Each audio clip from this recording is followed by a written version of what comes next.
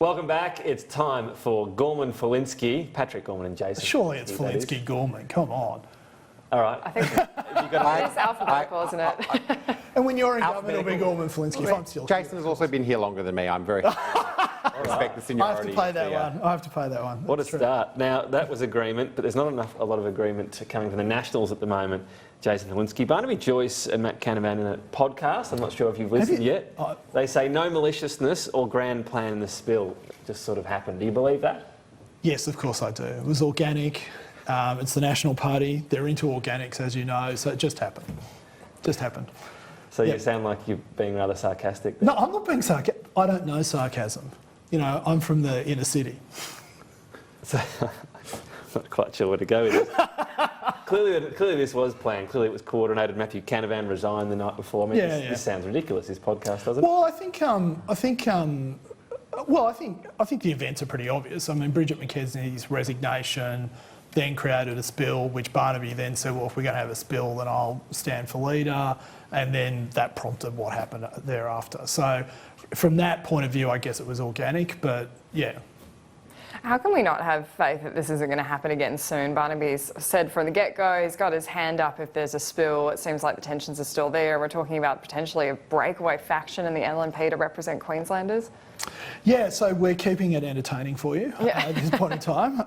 Look, you know, that's the nature of democracy. People are allowed to contest things, ideas get contested, positions get contested, and yeah, it will happen in the future. There's no doubt about that, whether it's in the National Party or not. So it will happen in the future? Well, I mean, there could be, I don't know, dinner parties happening as we speak this very week. Patrick, I don't know if you're at them. Let's stick on the party that's actually having leadership tensions, the National Party. You're saying you expect that there will continue to be tensions? No, I don't expect there to be any more sort of leadership tensions in the National Party. Who'll be the Deputy Prime Minister at the next election? Well, I imagine Michael McCormack, but, you know, as Shakespeare would say, who can look into the seeds of time, Patrick?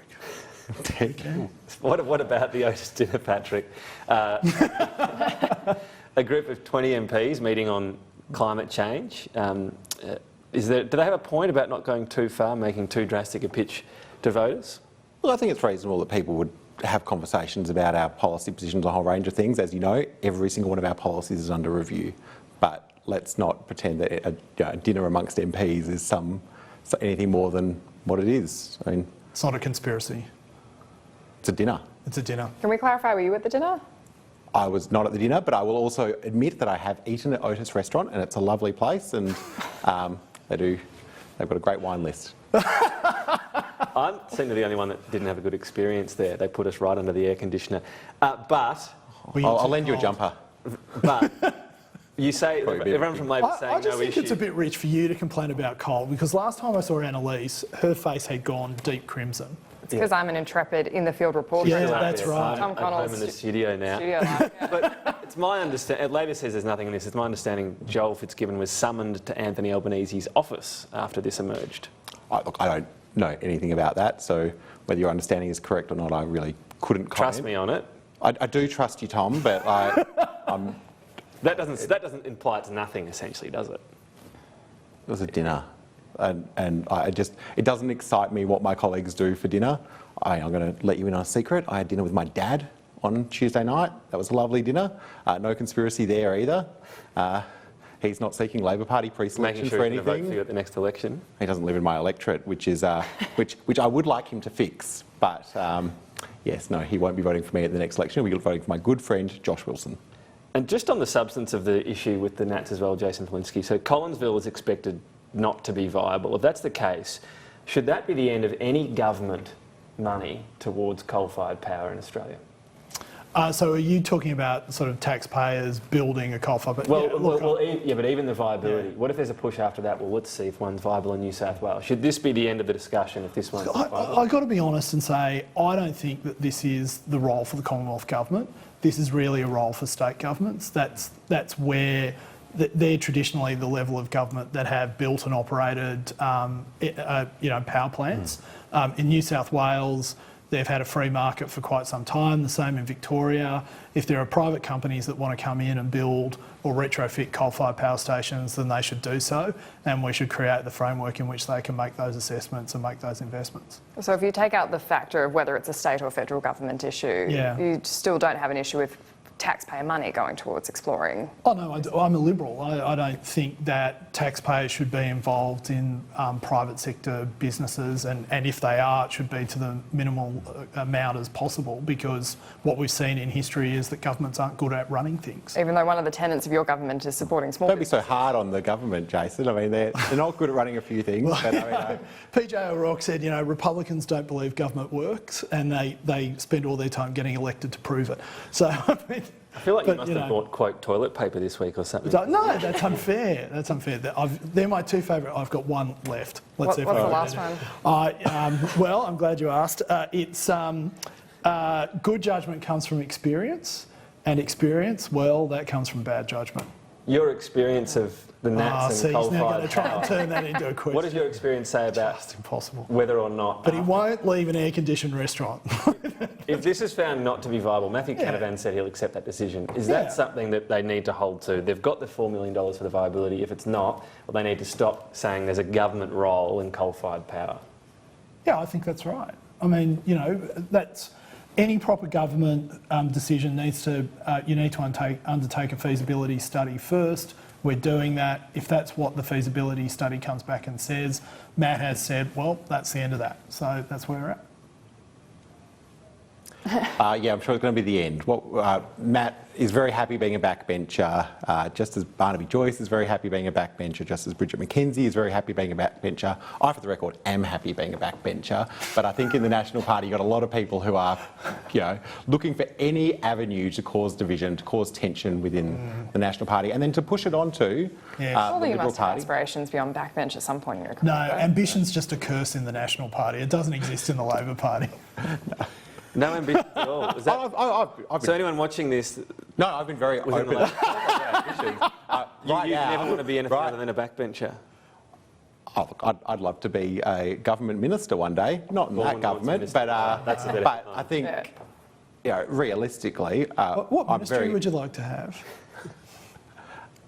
In what area? I think, something that helps the Australian people. Oh, come on. Oh, come on. That's a good answer. Can I use that? An economic Use that. You portfolio? can quote me next time. But no, Something- come on. But like, I'm not sitting around like part of it is you every day. don't Like, have What's anything. next? You just want to give 110% as well?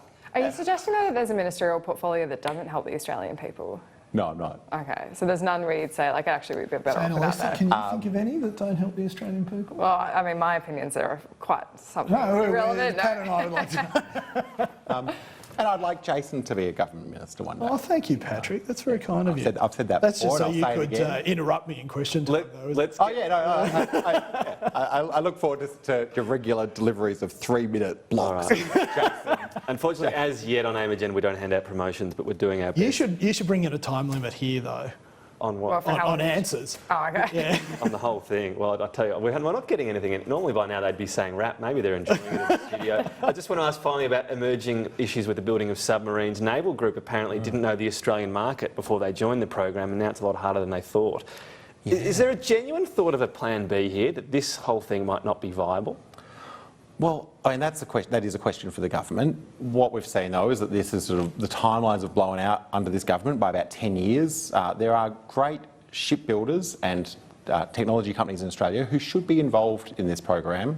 I'm really worried that the jobs that have been promised won't be delivered, and that just seems to be because the government hasn't managed this contract as tightly as they should have. It is concerning.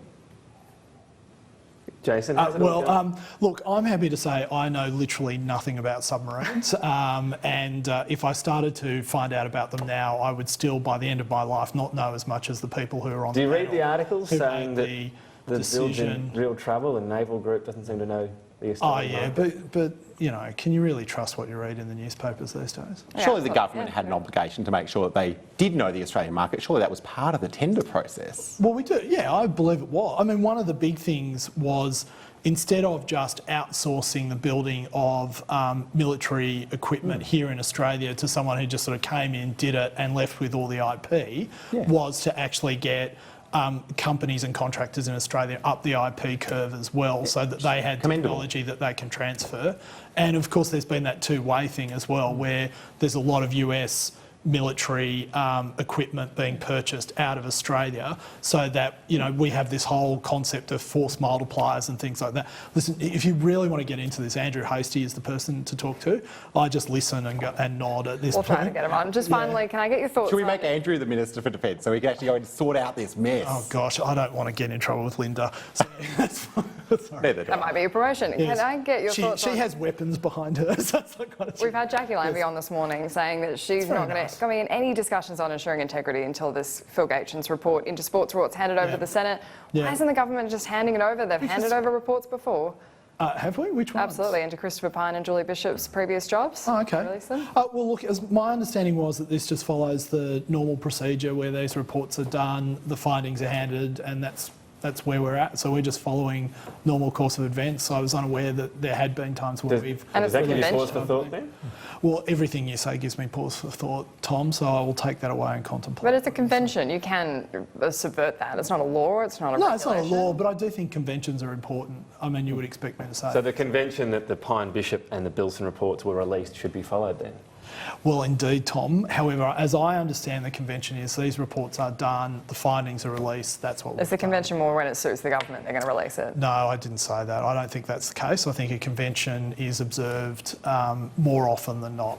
And just finally, before we go, we do have an honourable mention for Mr Gorman today. It's a convention in the Sky News office that we have Treat Tuesday. Is it observed Where more we- than breach? Everyone brings in a treat. Let me finish on Tuesday. Tom Connell forgot this Tuesday. And then we got Busy man. we got a phone in Wednesday with a bag of Skittles. So Patrick Gorman's actually been the biggest contributor to the Sky News Treat Tuesday this year. Look at that. Look at What those is that, chocolates. Patrick? That This was looks like a postmodern sculpture of something. And that's our office manager, Tom O'Brien. It was a Patrick Gorman keep cup full of chocolate Easter eggs. I wanted to be the first in Parliament. You know, Coles and Woolies beat me, but I wanted to be the first in Parliament with Easter eggs for 2020. That's fantastic. So thank you, Patrick. I'll drop some off to your office, Jason. Please do. Great to be made aware of this before we go to this segment. I'd like to point out, You can make I- up So use viewers, of this is why you. Patrick I got might an have easier forgotten time about Treat today. Tuesday. I'm off sugar at the moment, but I selfishly You can have a savoury brought in treat. Skittles on the Wednesday, on what I call An WhatsApp important Wednesday. convention, you know. All right. Did the Skittles? Did you get forgiven after the Skittles? No, they No. said it was unhygienic because I put them all in one big bowl. Oh, Coronavirus like a is bar out there. snack. Yeah. All right, we are well and truly done. Patrick, you need to, give him some tips. I'll give him some tips. Yeah. We'll let you get off and read some newspapers. Thank you. You can decide if you want to be a backbencher or not. And we'll talk in a couple of weeks. When we come back, But just promise us, even if we do become ministers, we can still come back. You and talk to certainly you may. guys. Okay, Any thank you. day. Well, that's all right then. take this. Come on, let's get to a break. Coming up after the break, Bob Catter slams the Closing the Gap report. The Independent MP joins us next.